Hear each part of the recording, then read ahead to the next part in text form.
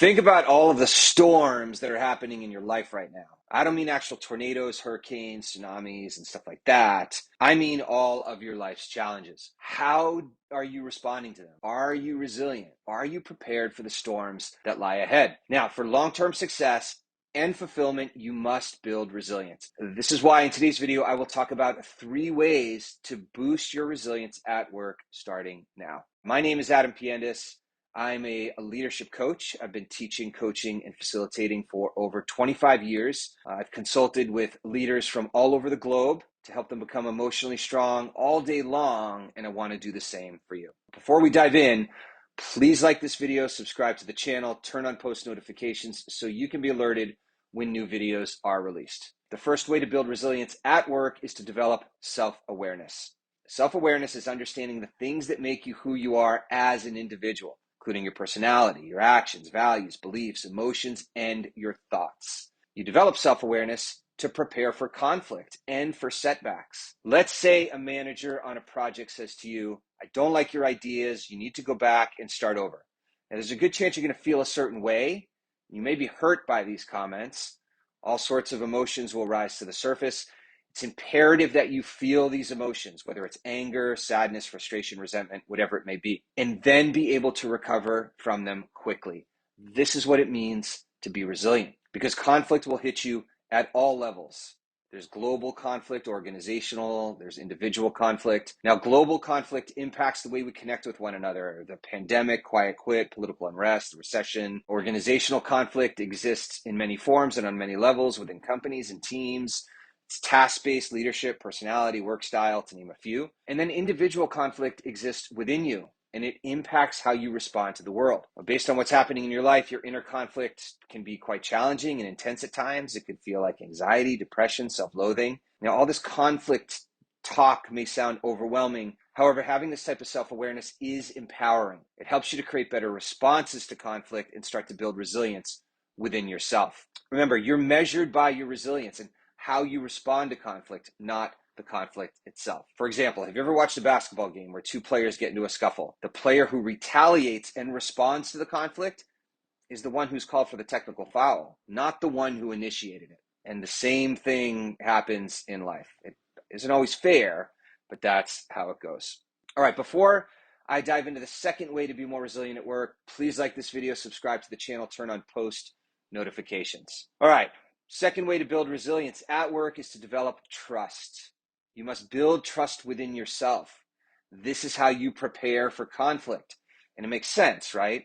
The only stuff that you can truly control and manage is the stuff that's within you, otherwise known as your emotional well-being. It's important to learn how you respond to challenges. You'll create a more symbiotic relationship with the world around you and all the challenges that come with it. Here's 3 quick ways that you can get started doing that. One is to learn how to work with your energy. What do you do to calm down and get your nervous system back in balance when you're feeling pissed off? Perhaps it's a walk or yoga class or simply stopping for 5 minutes to breathe. Staying present and taking responsibility for your energy, otherwise known as your emotions. Second way to build more trust is to become aware of your blind spots. These are the things that you don't see in yourself, but others can see quite clearly. Perhaps you could be a better listener. Maybe you'd benefit from delegating more. Perhaps you could use a little self-compassion. Whatever it may be, learn about it.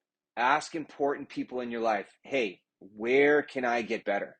And then be humble enough to receive their responses with open arms. Okay, the third way to build more trust is to develop an understanding of how fear plays a role in your life. Are you not speaking your truth? Are you scared to change careers? Are you always concerned about failing? Do you often compare yourself to others? The more you learn about your fears, the more resilient you become. One of the biggest challenges you face daily is to not be controlled by your emotions. Building trust within yourself enables you to respond more constructively versus being run by your emotions and being overly reactive. All right, the third way to build resilience at work is to practice kindness. Now, before I dive in, please like the video, subscribe to the channel. Let me know in the comments if you find it easy to be kind to yourself or not. Now, there's a famous quote that goes, preparation is the key to success. The way you prepare for success is to become self-aware and build trust, as we've talked about. As you grow and evolve, you will reshape the way you relate to the world.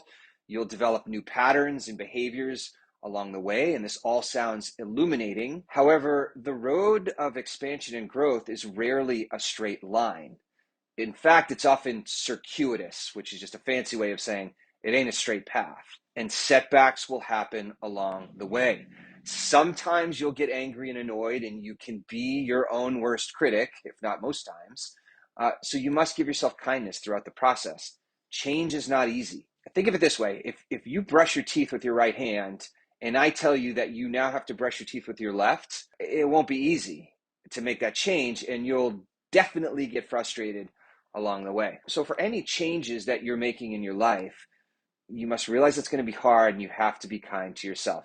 If you get mad when things aren't going perfectly, or constantly second guess yourself saying, I should have done this or should have done that, or if you compare yourself to others, it's time to start practicing kindness and remind yourself that you're learning and growing, and mistakes will happen along the way. And ultimately, this is how you continue to build resilience. Every experience you have and every choice that you make is an opportunity to learn and grow. The kindness that you give yourself amidst your journey is what makes the difference between suffering and thriving.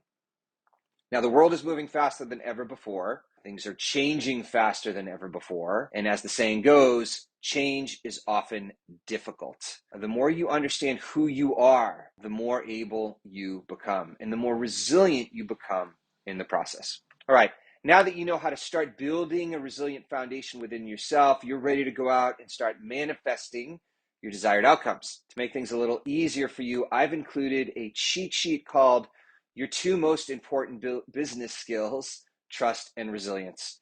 You can find that in the description.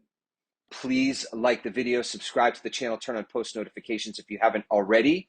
Thanks for tuning in today. My name is Adam Piendis, helping you become emotionally strong all day long, and I will see you in the next video.